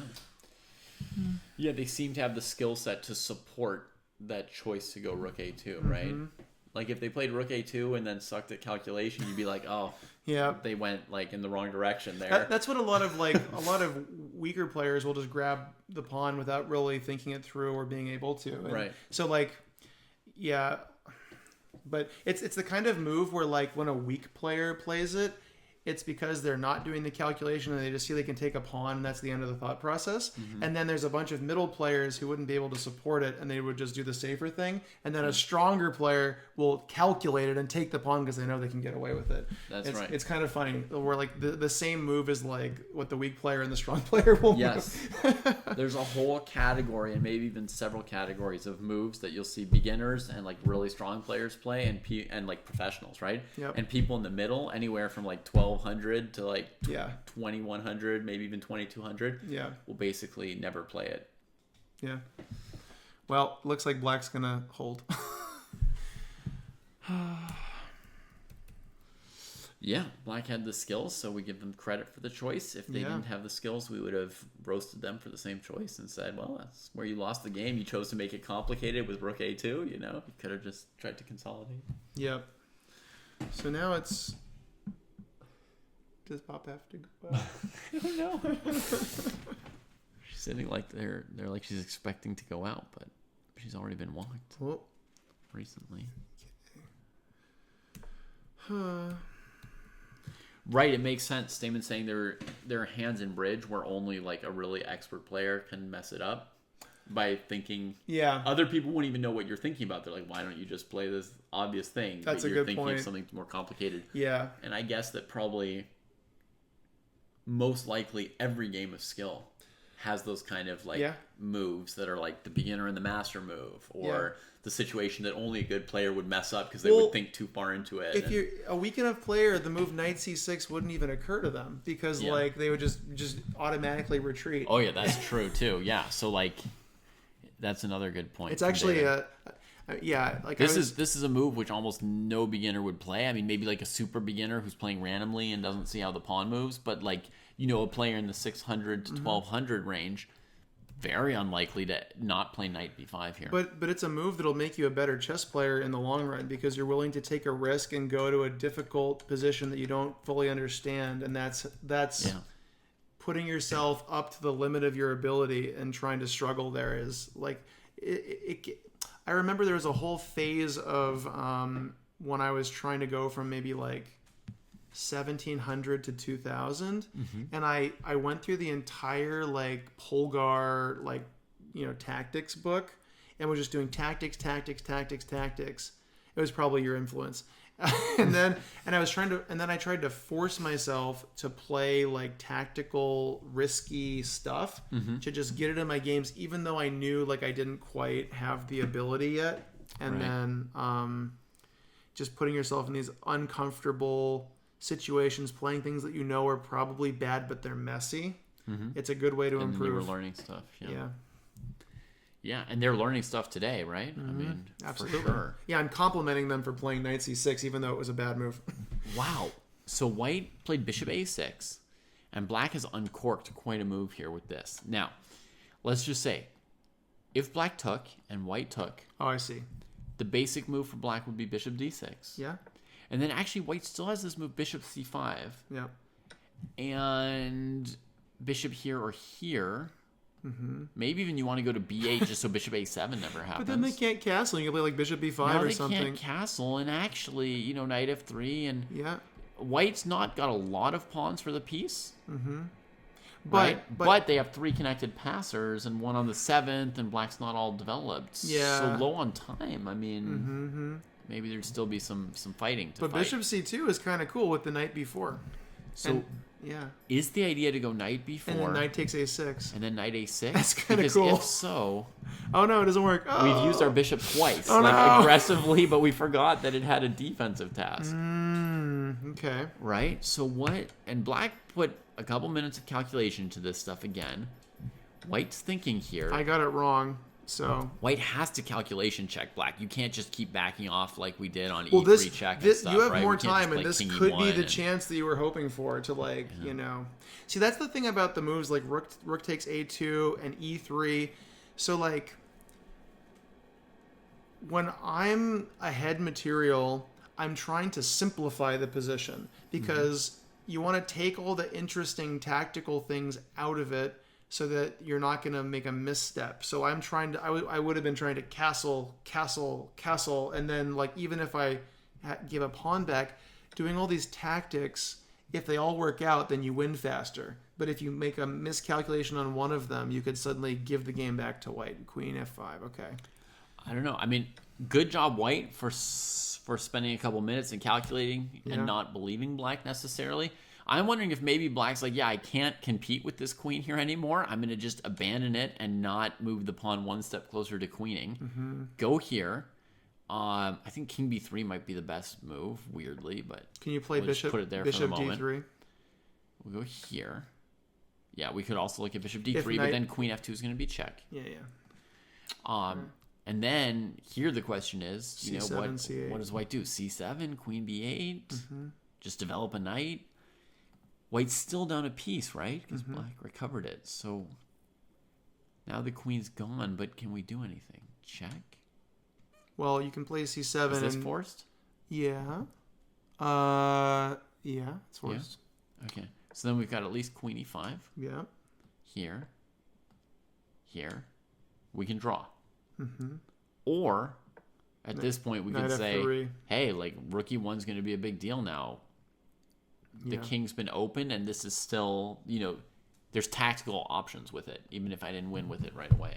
Yeah, knight take, or the tactic to take on c2, that's a move that, especially with that much time, I think I wouldn't even think about it, like even if it occurred to me, because like all you have to do is castle.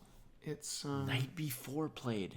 Okay. This move might Queen takes b4. also fail to queen b4, queen f5. Oh, queen Bishop- f5. I missed that d3, and then Bishop queen takes D3, f2. queen check. f2, queen d2. What the? Okay, well maybe there's more to it than I thought, but it looks like it. But I think a simple king move should be good here. Yeah. Sadu to Fong, thanks for the raid. Oh wait, I'm logged out of Twitch. I can't do a shout out. Folks, figure it out. Click on LaFong's name and follow him, please. And LaFong, thanks for the raid. We will have a great stream, and we'll see you next time. For those of you joining us, hi. We are David and David. We were just looking at queen takes b4 for a moment in our heads here, yeah. Well, yeah, I keep forgetting that you can't actually play knight takes a6, so you can just move your king. But where? But definitely, has white just moved? No, not yet. Yes, white played queen b4. Oh my god. I think a simple move of the king would have been winning for white, probably. Well, where though? You have to be careful where you move it. Maybe. Right, but basically black's plan is to recover this piece, but the queen's hanging. Yeah.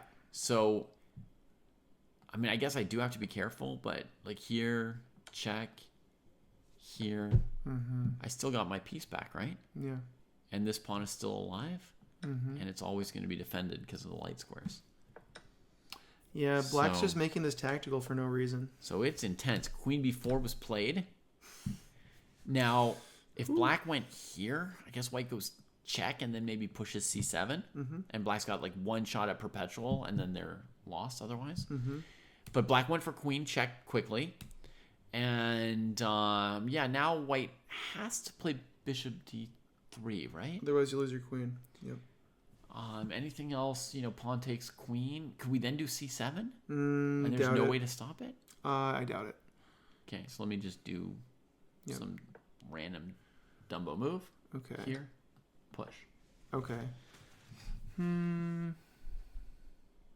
Maybe you're right. Gotta look one move ahead, huh? Okay. We gotta look a full move ahead. Just move the king, push the c pawn.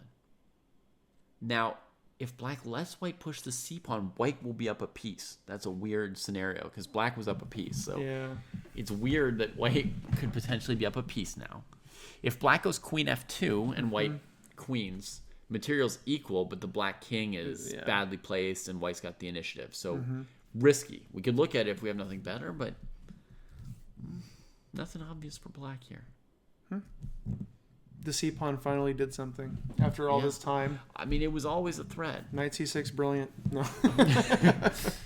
all according to plan. No. So that's just moving the king away, which is possible. And notice that white's thinking here. They're not just playing bishop d3 like it's forced. And from how they've played so far this game, I think these players are seeing all their tactical options. They may or may not get them right every time, but they're seeing their options. There are players who sometimes a player will play, like I've seen a type of player who you'll check their king and they only have one legal move and they sit there and think for 5 minutes because they're trying to calculate what happens next. But when you only have one move, you think you do, you should just play it and then think on your opponent's time. But like these guys you're are not doing you're not gonna surprise your opponent with like, oh, king h2. One legal move. Yeah. But yeah, these guys are obviously thinking of all the options because both of them are making sort of like. Let's get a quick look at this. Mm-hmm. This position looks like materials equal. One extra pawn for black. So let's say they trade and then bring the king to c7. That's a really safe extra pawn for black. Mm-hmm. Yeah. Right? Insofar as we're like straight into an end game, there's no real tactics going on. Mm-hmm. Right? So white maybe adds an incentive to sack the queen. Yeah, you're right. That seemed to have a lot more winning chance for white, weirdly. Wait, show this line again. So it was like so my idea was like king c1. Yep. It could also be king b3, by the way. I don't know that it matters. Oh, the problem with king b3 is c4 check? Would be here. Oh, okay. Here and now check. And queen takes bishop would cover this square, and if the bishop retreats, then you're not queening the pawn anymore. Mm-hmm. Although, I mean, we could still calculate. Yeah. But, I mean, it's unlikely. Maybe queen c8 is safer than queen c6. Mm-hmm. So, okay, so originally I'm playing queen c5. White's just played king c1. Yeah. And so the idea was pawn takes queen c7. Yep. I mean, I don't know what else black's supposed to play that's better than pawn takes queen, right? It'd be a hell of a move. Queen f4. Queen f4 doesn't look good. Yep. No, I mean, black's going to have to take this. They've taken it. But they thought like 49 seconds. Because the position is confusing enough that even though it's like, what are you going to do other than take a queen with a pawn? I mean, yeah. Still, you have to be like, well, is there anything else I can do? Because it's gone well outside of normal moves. But now here is a weird position for white to stop and think. I mean, you just sacked your queen. You knew what you were going to do. Are you not going to play c7 This is the thing I was just talking about. Where like you know what you're going to do, but you haven't seen it all the way through. But you know what your next move is, and you in this position. Yeah, okay, you played it. Yeah. You should, especially because you're trying to push the time pressure on black. You should just play it and make your opponent be on the back foot. Don't let them think on your time. Make them think on their time. Your opponent's got 3 minutes. I mean, if you don't play c7, you're just playing a random middle game down to a queen. Right. So. Yeah, that was a weird place to spend nearly a minute. I mean, you're just giving your opponent a minute, basically, with a gift grab. And then black responded immediately. You let them prepare their move, and now, Yeah, so black's idea is you queen, I trade, and then on knight f2, I trap your... Oops. Oh. So I think white needs to save the bishop here. How about knight h3? In some form. So there's knight h3, there's knight f3, oh, bishop but then they have knight something. d6 to stop you from queening. Oh, what? Yeah. This game is crazy. Absolutely bonkers. See, you could have missed this move when you sacked the queen. Very possible, right? Uh-huh. But in this position here, if you start looking for knight e4 and knight g4, what's the point? Like, you're committed. You have to just play c7. You're better off playing c7, and maybe your opponent doesn't find knight e4. Or they find it and they have 2 minutes on the clock instead of 3 minutes on the clock. Yeah. So, so c-pawn is actually just suggested a move that's actually not insane, even though it's insane. Bishop c5. It prevents knight d6, and it doesn't get your rook trapped in the same way. What about bishop takes c5? But after bishop takes, they're going to do the same knight f2 move, and they'll still win. Mm-hmm. Yeah. But that's a reasonable question. Yeah. What? This game is too much, David. This game's great, Meg. Like we rarely see people with like 1800 level skills trying to play like super GM kind of sharpness. Is this what the dojo is? Most people are this just is the afraid to do the fighting spirit of the dojo. Yeah, we definitely encourage this to some extent. So you fit right in telling people that if they get this practice, it'll be good for them. No, So white went for this. How's this going to work it's out? not. It's like a rook down? Yeah. This is where I would have spent my time. 1 minute to just accept that you're going to be down a full rook in the endgame with no hope. Yeah. No, you can't do this. Here you might as well spend your entire 10 Yeah, minutes you would so you got 10 resign. seconds on You the would clock. resign before you played c8. Yeah. Yeah, almost. I mean, Can you do anything? like, let's say I played knight f3. What about My idea is knight f2, rook e1, right? what about bishop h4? And then if this, I'll go here. Go back. Bishop h4. Yeah. So the idea of bishop h4 is you got your bishop you got your bishop off the diagonal and guarded. Yeah. So he avoided knight f2, Scissors. folks, but a little more than that. Yeah. So now against like Knight d6. knight d6. Oh, the knight covers b5. Ah. No. No, but it's not so bad. You can do this. Yep. But the queen can take, and then you got your If queen back. takes, we get it. We get the queen back. Oh wait, so my move works. Okay. It's about equal, right? Okay. And if the knight takes, then we go here. Yes. Oh, bishop. Yeah. The play is a bit pretentious, says Mig, because they're trying to play like they're even better than they are. But I mean, that's a way But of getting better. That's how you know? become better. I mean, That's it's great. No, it's like it's just like think of a baby learning language, right? They're sort of imitating things they can't quite do, and then that's how they learn how to do them, right? That's how humans learn, is through you kind of fake it till you make it, right? Mm-hmm. You're always practicing something that's too good for you, and before it you're good enough for it, right? You're not just gonna get there without trying it when you do something like this. Okay, sorry, I interrupted your No. calculation. So it was knight f3, knight d6, rook d1. Okay, so just develop all your pieces. But maybe I do a rook here and then this. Yeah.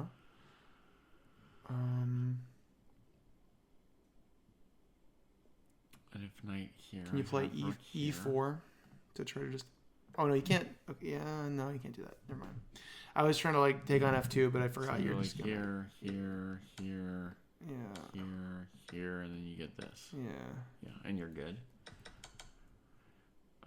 But are you actually... Yeah, like what if they just move their knight and you can't really take on f2 because they can sack on d6 maybe? Yeah, maybe also like a move like this. Oh. Idea, pawn takes, bishop takes, keeping the rook. Yeah. But now... Bishop takes. Yeah, bishop... Oh. We gotta take Castle, rook d8. Queen g5. or queen g5, same, yeah. This game is Yeah, crazy. it's implausible that white actually has something that's gonna work here, but it's complicated. You still try a few more tactical shots. It's still weird. This game was wild. Wow, so this queen b4 maybe just barely didn't work because of knight e4, which I didn't. I didn't see it. So. Yeah, but can you play the bishop h4 move? Does it work? So could they just play like g5 or something? I mean, so like let's say you play f6, you're queening, right? G5, you're queening. Yeah. Probably. So queen f4, queen h4, you're queening. Mm-hmm.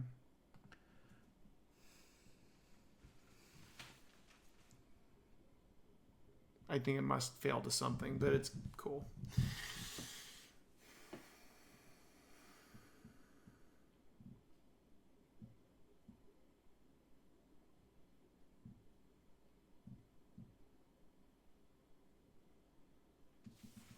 Okay, this is not like a very hard refutation, but here, if you trade, I take with the king, and then you've lost, right? Yeah. Bishop b5, check, king f8. I don't feel it, so I think you need to get the queen, Mm-hmm. and then I just get this piece. Yeah, and you're just So, up 2 pawns. I'm up 2 pawns. Like I didn't end you. You might draw with opposite colored bishops, right? I didn't end you, but like not pumped. Yeah. G5? Is that the same? Is it? No, there's no point. Bishop e7 was better. Yeah. So it seems like queen b4 is not the best option. Like maybe here after knight b4. Just king b1 or White should king have moved the b3 king or something. away, like we were talking, right? Where we're thinking of going like here or something. Yeah. I still... And then knight a6, there's queen c8. Because at this point in the game, we weren't down a piece anymore. And we've got this pawn. Everything's going our way, actually. I think white would be winning. But they went for brilliancy. They were each feeling it, I think. You know when you're just feeling it, and you're just like, oh, you're so creative. It's like you're seeing into another dimension, and you're like, yeah, I could do this, I could do that, like all the possibilities. Well, they both were not being safe at all. They were trying to make things as like wild and tactical and just try to outcalculate. Yeah. Like I don't like Black's move, even though it won for them, the like taking on C2 move. Like it to me. It was kind of like I didn't like the rook a2 move, even though that's probably correct. Yeah. It was like I would just like if you can just move your bishop and castle, like why make it so extra tactical? Because white almost maybe should have won or almost won, and like why risk that? But at this point, the alternative was you trade and then play either bishop d6 or knight d7. Yeah. It's not hard to see that that's looking pretty good for you. You're up a piece for 0 pawns as long as you don't let this win queen. Yeah, and it's simple. It's not simple, but it's more simple than the other one. Yeah, and I think also a basic problem with bishop c2 is again when you're playing that move, it's based on you're calculating really well. And I think that Black didn't even see that after knight b4, knight a6, their queen would be hanging. I didn't see it. I when I saw this, I was like, oh, they're brilliant, and I thought their queen was still defended too. Yeah. So So I think it was like a real miscalculation here. Can you please go? I'm not sure exactly what that means, but hopefully Meg's enjoying the game. Oh, I think you mean maybe the lines in here. Or... I don't think they can see all these messed up variations. Okay. That was a great game. In the chat, dang, you guys are still going over my game. There's name is taken. Yeah, there was a lot going on in that game. A lot to look at. Yeah. Yeah. You were the knight without armor. All right. Nice. Well, your king definitely was also streaking through the middle of the board without any armor. Yes. Knight without armor, I never would have played knight c6, but it was a very brave move, and it led to a very interesting game. So good for you for playing it. Yeah. It didn't quite work out, but this was a very, very interesting game because you chose to do something so interesting. Yeah. I think we saw basically the whole thing. Yeah. You and 316 can definitely look back over the recording at some point. I think both players played really well. Commentary. Yeah. And we're gonna bid everybody else good night at this point.